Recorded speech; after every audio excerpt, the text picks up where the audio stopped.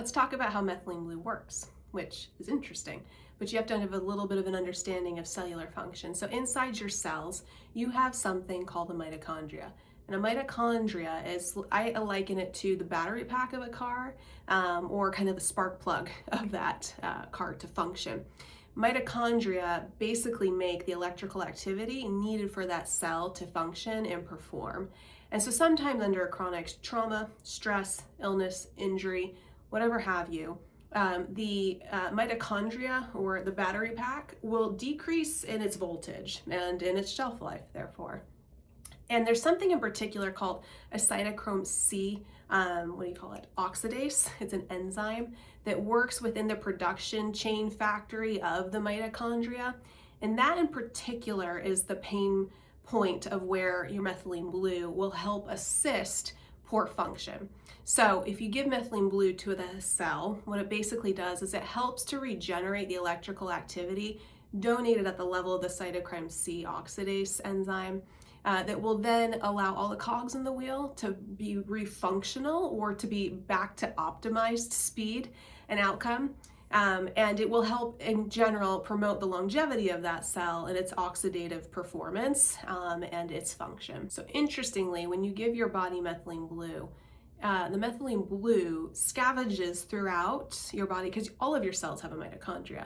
But your methylene blue that you give to yourself will be able to pick up on where you have decreased spark plug energy, decreased mitochondrial performance, and it will preferentially step into trying to light that back up for you. Where this is interesting is that it also crosses the blood-brain barrier, and that's where you can get the neurocognitive function and increased performance from it. But then also it goes preferentially also to nerve health, and so that's where we get the decreased pain states and things as well. Also, like I said before, it does inhibit viral replication, some bacterial replication, and some parasitic activity, so that can be useful too in some of its functioning and mechanisms of actions. And then it also decreases lactic acid production. So other strategies of adaptations or other ways, those are other ways in which it works to be beneficial for you. But I would say its primary mechanism of action is at the level of the electron transport chain in the mitochondria of your cells, and that's where you're going to gain the most benefit of its function. What side effects might you have from methylene blue besides increased cognitive performance, which is a good thing? Honestly, there's not much. However, like I mentioned, there are interactions in which it cannot be approvable.